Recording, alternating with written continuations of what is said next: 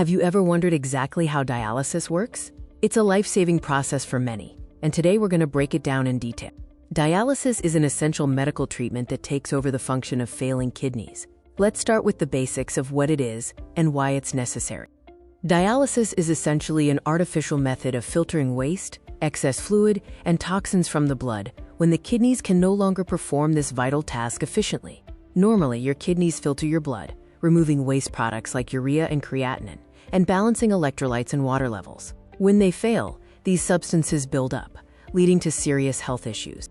The entire process of dialysis relies on two key physical principles: diffusion and osmosis, both of which govern the movement of substances across a semi-permeable membrane.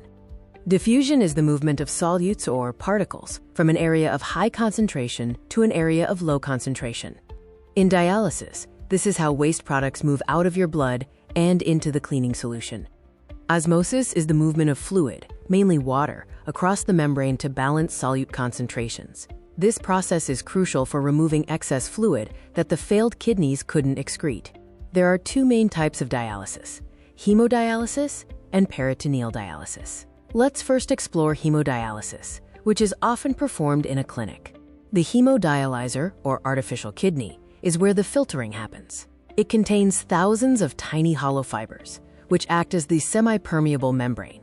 Blood flows on one side of these fibers, and a sterile cleaning solution called dialysate flows on the other. Waste products diffuse from the blood into the dialysate across the membrane, while essential substances remain in the blood. To efficiently filter blood, a high flow rate is needed. This requires vascular access, typically an arteriovenous fistula, a graft, or a catheter, to draw and return the blood. Now let's look at peritoneal dialysis, a treatment often performed at home by the patient themselves. Peritoneal dialysis uses the lining of your own abdomen, called the peritoneum, as the natural filter. This lining is naturally full of tiny blood vessels and acts as the semi-permeable membrane. A special dialysis solution is introduced into the peritoneal cavity through a catheter. This solution remains there for a dwell time, during which diffusion and osmosis occur across the peritoneal membrane. After the dwell time, the now waste-filled fluid is drained and replaced with fresh dialysate, completing what is called an, quote, exchange. The choice between hemodialysis and peritoneal dialysis depends on various factors, including your medical condition, lifestyle, and personal preferences. Hemodialysis offers highly efficient clearance but requires frequent visits to a center.